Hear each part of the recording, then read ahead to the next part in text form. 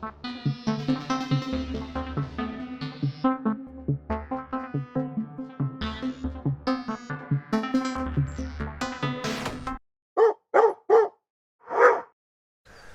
I'm Robin Vincent and welcome to Molten Modular. This is a series of videos that charts my journey into Eurorack modular synthesis in the hope that other travellers will find the experience useful in their own quest. Right, this is it. No more stalling, no more messing about with software or fanning about with concepts and semi-modular gateway options.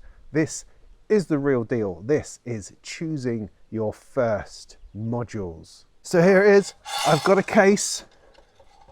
What the heck do I put in it? Well, of course, it could be argued that that's the sort of thing you should know right from the beginning of your journey. You should have a clear idea as to what you're trying to achieve, where you're trying to go, and therefore all of the modules will simply be sort of revealed through the knowledge of knowing what it is you're supposed to be doing. Well, that does make a lot of sense, but it's not entirely helpful. I mean, I don't really know where this venture into modular is going to take me. I don't really know what it is I'm trying to achieve. I don't really know what sort of sounds or music I hope this is going to allow me to make. And so I don't really know what it is that I need from my modular system. And is that important?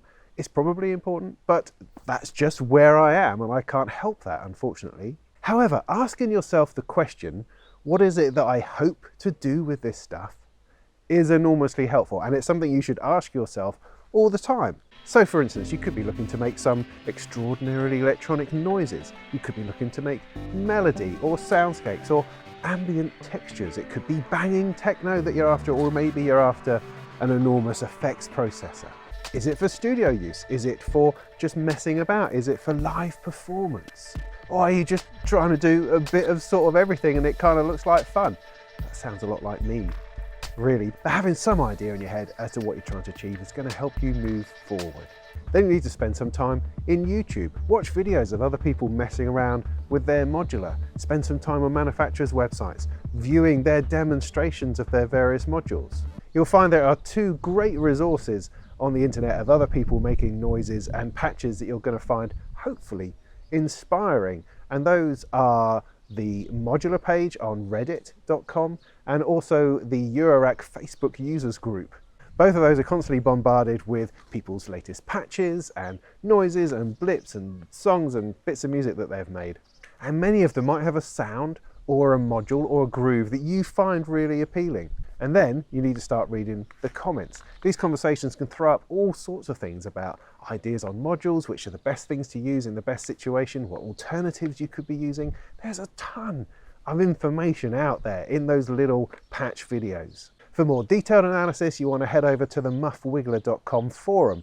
It's a remarkably silly name, but it's an extraordinary place of depth and detail. I mean, the language can seem impenetrable at times, and it will probably remain so for many, many years. But after a little bit of reading and spending some time there, you start to get a gist of what it is that people are talking about. And the amount of information on there is just phenomenal. So even if you discover a module that you're quite interested in, if you go and search for it on that forum, you'll find a whole stack of opinion on it and alternatives and people using it. It's an amazingly useful place. Next, turn your attention onto other newbies. I mean, there's a whole stack of idiots out there asking the same questions as you want to ask. You know, the golden question of, what should I get for my first Eurorack? You'll find these all over the Reddit modular page, the Facebook page, and on Muffwiggler for that matter. And these are invaluable.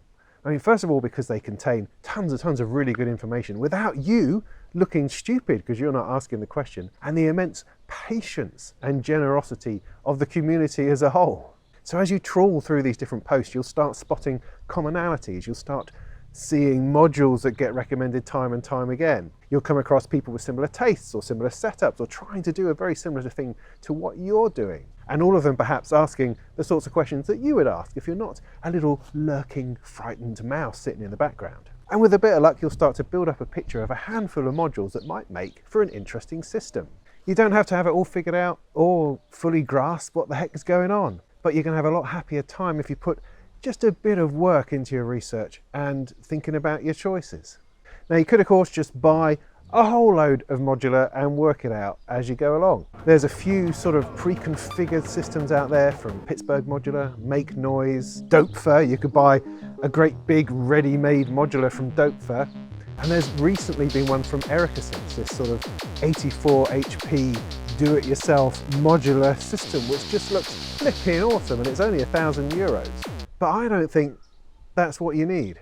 The whole point of this lark, surely, is to move away from pre-configured ideas and into more experimental sound and discovery. And although the Erica one and some of the others are pretty tempting, I don't think they're going to give you the modular learning experience that we're after, or at least what I'm after. But you, of course, are welcome to fill your boots with whatever pre-configured system you like.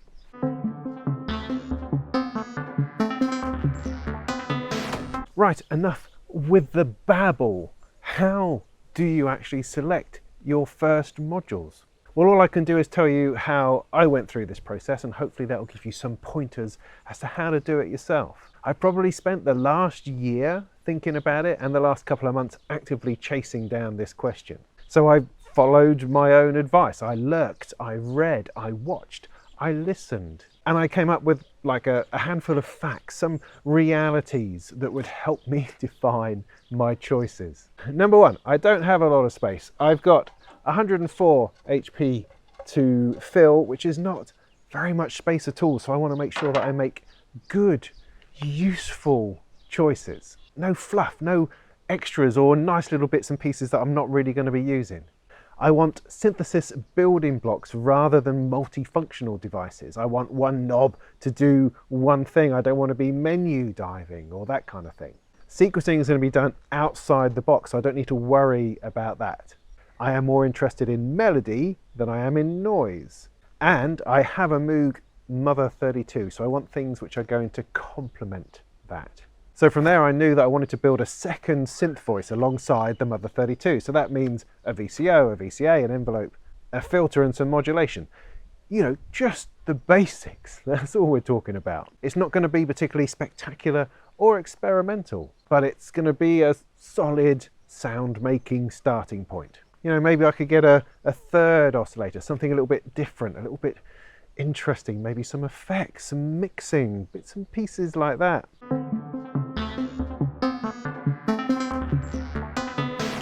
Yes, but which modules and by whom? I mean, those are the questions. And there has to be something that tips you towards one module than another. I mean, once you start watching videos, you get a feel for certain companies, or you might like the aesthetic. There might be something that they do that you think is quite groovy, or, I mean, I knew I wanted something from Make Noise because they're kind of bonkers.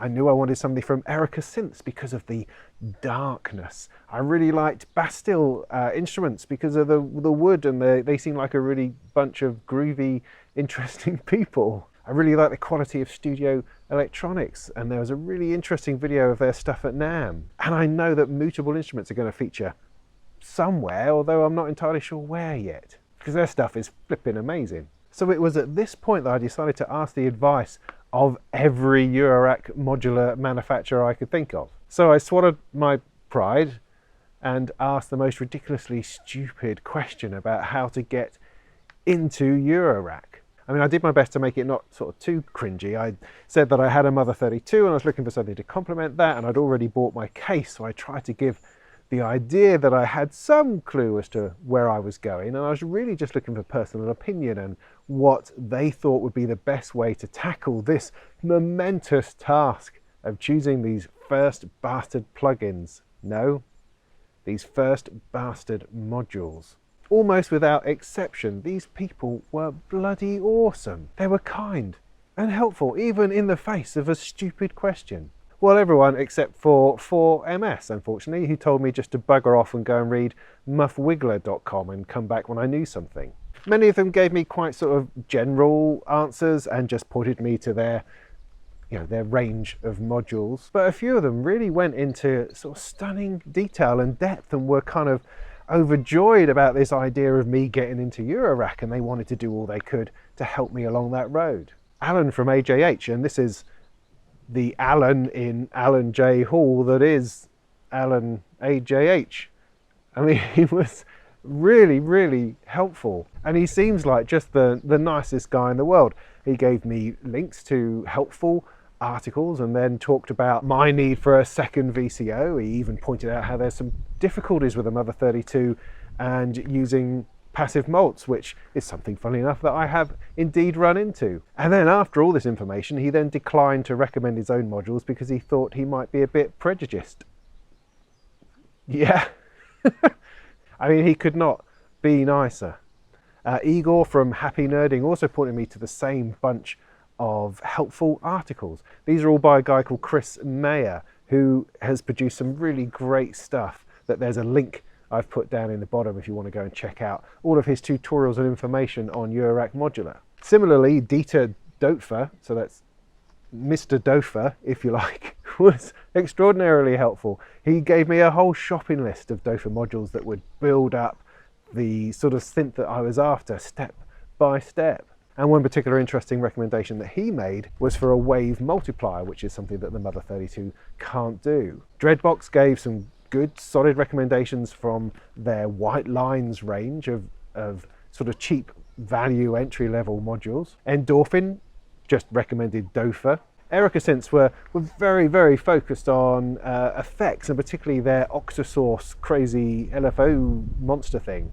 They also pointed out that as I have an analog VCO in the Mother 32, that it might be interesting to get something a bit more wavetable-y. Make Noise suggested a maths and a wobble bug, and then an STO oscillator to go along with it. I mean, it goes on and on with great suggestions and helpful links and pointers to videos, and just they seem to be excited by the idea that I was wanting to get into Eurorack. I mean, it's such a passionate place. I mean, they were all up for it. I spoke to IntelliGel and Tip Top, Maleko, Pittsburgh, Noise Engineering, WMD, Rebel Technology, Studio Electronics. They were all, they were all fabulous. And in many cases, I was talking to the guy who runs the company. I mean, I spoke to Justin at AbstractData, who was excellent and sort of showed me different ways to approach the whole thing. And most of his modules are far too complicated for a beginner like me to use. But he was still just interested in talking about it. So yeah, I mean, it was an awesome and enlightening experience. And none of them, other than 4MS, seemed particularly annoyed or pissed off with the questions that I was asking. So after all that, it sort of confirmed for me that sticking with the basics was a good idea. I wanted to build a second synthesizer voice, maybe with another VCO or two, get myself an interesting, decent filter, VCA, envelope, effects, those basic blocks. I mean, I'm now inclined to go with the modules from the companies that spoke to me and gave me a bit of their time. So I'm looking at a Make Noise or EricaSynths VCO, an envelope from Doepfer and bits and pieces, and maybe a Maleko filter. Anyway, so I stuffed it all into my modular grid page and see what I can sort of sort out, mixing and matching various modules. It's really sort of getting all a bit exciting.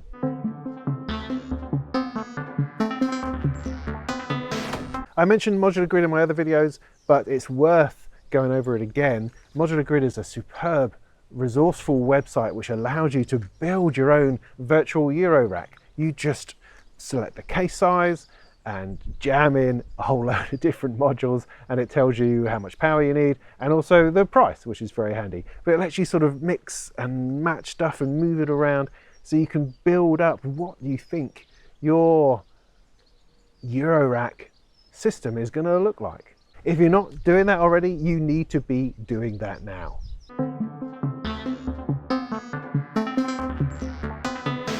Right, next I decided to contact a whole bunch of shops to see what they would recommend for this budding new Eurorack newbie person. I mean, hopefully they could recommend a range of different modules rather than just the ones from one manufacturer. So that seemed like a really good idea. I mean, on the whole, they were also really very helpful. I tended to get a bit more of a conversation out of the specialist shops like London Modular and Rubberdub, as opposed to the more general music shops. I mean, Juno, Thomann, KMR, they were all very sort of helpful, but they were less interested in sort of engaging me in a conversation. Whereas, I mean, Matt from MattTech Modular, for instance, he insisted that I phone him up because he thought that trying to do it via email was just too much of a fag. So I called him up and he spent an hour on the phone with me going through various options and chatting about different modules and what would work, what wouldn't work, why I would need certain things, why I actually wouldn't need these sorts of things. I mean, in that time was completely invaluable to me in clearing up a lot of the fog, a lot of the nonsense, and getting me focused onto things that would actually work within the 104 HP that I had. I mean, he's a phenomenal guy. I should also mention Absolute Music as well, because they sort of went above and beyond most of the other music shops that I contacted. And of course, RedDog Music have been completely and entirely invaluable in this whole journey in helping me get this stuff together. So what did I gather from that little exercise? Well, the most popular recommendations were, first of all, maths from Make Noise, and then clouds and braids from Mutable Instruments. I mean, clouds is like a granular synthesizer that sort of takes stuff in and samples it and creates these huge sort of soundscapes out of it. Braids, on the other hand, is sort of an interesting VCO with lots of different waveforms and sounds that it can produce. Maths, on the other hand, is this weird sort of multi-functional LFO envelope crazy thing with lots of deep functionality that you can never seem to get to the bottom of. You know, it's wide and it's complex, and it's really not the sort of thing that I wanted to get into straight away. Like the maths, the Mutable Instrument stuff is really wide in HP, and they're just all, I mean, I know they're fabulous. I know absolutely, I've read so much about them, that they are all amazing modules, but they are wide, they are complex. The Braids has got sort of menu systems and you've got to dig down into it a little bit. And these were all things that I thought at some point I would get into, but at the moment, just starting out, they're not really what I'm after. I'm not after that level of complexity. I'm not after things which are a little bit too sort of digital or less traditionally modular. Does that make sense? I wanted one knob to do one thing and to follow the signal about the place and to know what was going on. And I kind of felt that with those particular modules, even though they were recommended time and time again, that they just aren't what I'm looking for at this moment. And so actually I was actively avoiding those three in particular. But I took on board all the recommendations and I went off to YouTube and Modular Grid and Wiggler and searched them all out and read reviews and dropped some on complexity. I dropped some on price. I looked at some things and substituted other things in. You know, it was really starting to come together. I then shared my Modular Grid rack with a couple of the shops that I was in conversation with, and that really helped them understand what I was trying to do, and it gave them an opportunity to point out the flaws and the things that perhaps weren't working right or that my thinking wasn't quite right on. And that again was enormously helpful. You know, for instance, I thought, or I assumed that I needed a mixer, you know, something with which my oscillators ultimately went into that I could then mix together so I could hear everything. That just seemed obvious to me, but apparently, no, you don't need one of those. You can do exactly the same thing with a cascading VCA, which most of them do. So I can use something like a 4-channel VCA to mix all my oscillators. Awesome, let's do that. For the basic VCO, I was leaning towards the Make Noise STO. I mean, partly because it's Make Noise, and I love their bonkersness.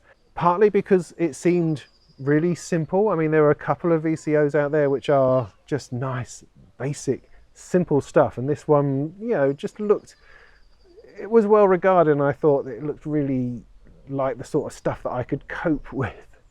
And on top of that, Kaitlyn Aurelia Smith seems to have 4 or 5 of them in her modular setup, and that's, you know, so count me in. I quite fancied the Studio Electronics Quadnic as well. I'd read some interesting things about it. It has all these bunch of sort of oscillators behind the oscillator. But then, you know, I started reading some more mixed reviews about it, and I just wondered whether it was a bit too much for what I was trying to do at that time.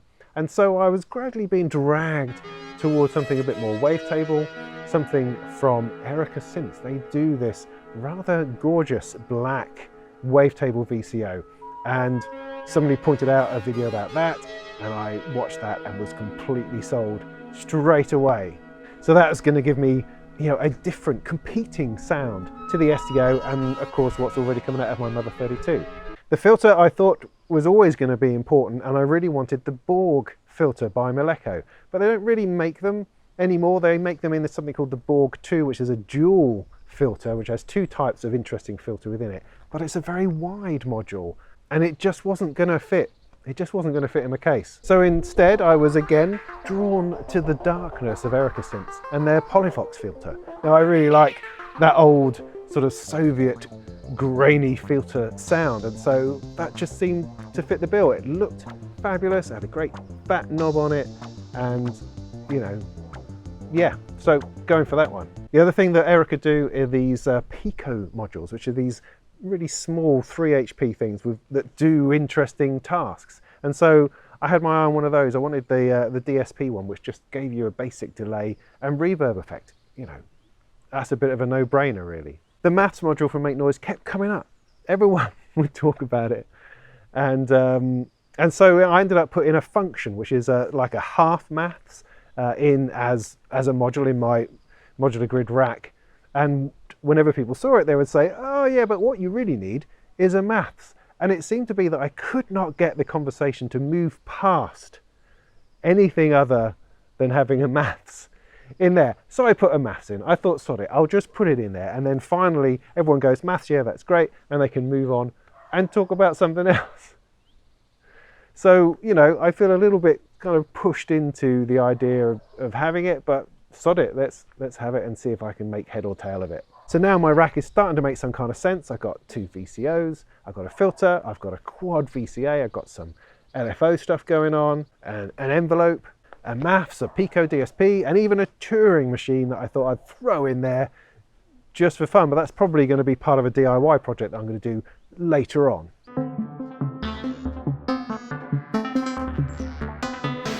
So with all this stuff together in my virtual rack, I thought, right, now is the time to throw myself upon the mercy of the community and declare what it is I'm trying to do and just see what sort of feedback I would get. So I did a screenshot of my modular grid and I slapped it onto the group on Reddit, the Facebook group, and also onto Muff Wiggler, and just to see what sort of reaction I would get.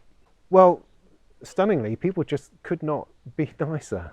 I mean, what a fabulous community this is. People are simply interested in what you're trying to do. I mean, I suppose some people are sort of living vicariously through your decision making and your virtual grid.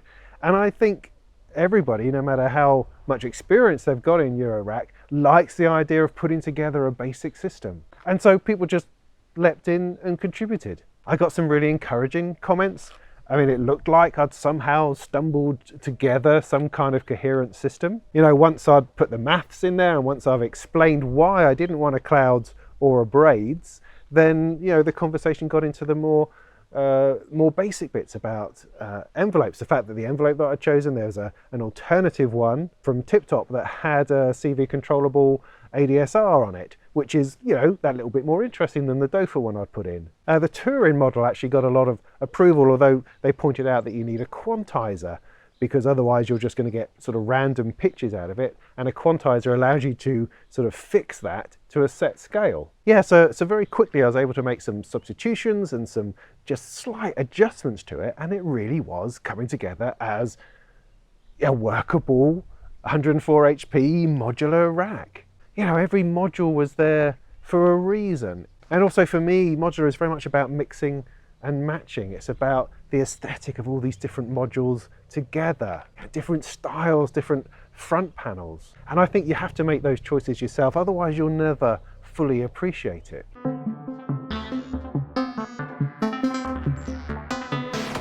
So I ordered my modules, some from RedDog, some from MatTech Modular, some from Cymru Beats in Wales, and a whole bunch of patch cables from Thonk.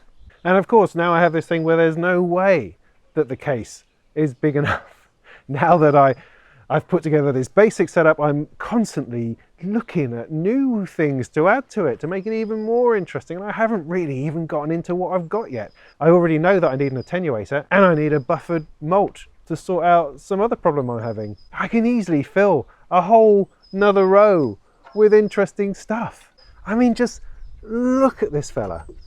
It's just amazing. I can't believe that I'm in possession of such a thing. I mean, just starting out making noises, suddenly patch cables go everywhere. I thought, oh, you patch a bit here, a patch a bit there, but suddenly they're just flipping all over the place. It's just an extraordinary... I can tell you that it's been an absolute joy putting it together. There's no regrets, no disappointment, there's nothing at all which is saying that it was a bad decision. I mean, it's just been so much fun to play with, and I haven't gotten under the surface of it yet. I mean, I keep thinking of new things to add to it, but what I want to do now is focus on each of these individual modules and make videos about them and talk about them and really get under the skin of each one so that I know what on earth it's trying to do. I'll even spend time with maths here and try to work something out about what it's supposed to be doing. I've made a separate video about installing all of these and talking about them individually, so if you want to see what my final choices were, then go and check that out. And I go into a lot more detail on each of the individual ones in that video, and also, you know, practicalness on how you physically install them. So now that we've got the basics covered, I'm going to be talking about individual modules, hopefully getting to try some out, demonstrating them, reviewing them, all that kind of thing. So that's what the future holds, because I feel that my journey into it has arrived at this point where I've taken those first steps. I've made those initial choices through this very long and protracted conversation that I've had both with manufacturers and with shops and then with the community itself. And it's worth doing that. It's worth spending the time. It's worth putting that time into your research. Not just going, oh, I'm just going to get a bunch of modules and see how it goes. No, take time with it, because it's a lot of money. It's a big investment, and you want to make some of the right decisions in the first place, I think. I mean, for me, I think my Mother 32 is probably going to be knocked out at some point. I'm going to replace it with separate modules. But for the moment, that's really working well as an entire voice by itself. But we'll see how this evolves over time. That's the thing. It's going to evolve. It's going to keep going, I think. Yeah, so that's going to be interesting.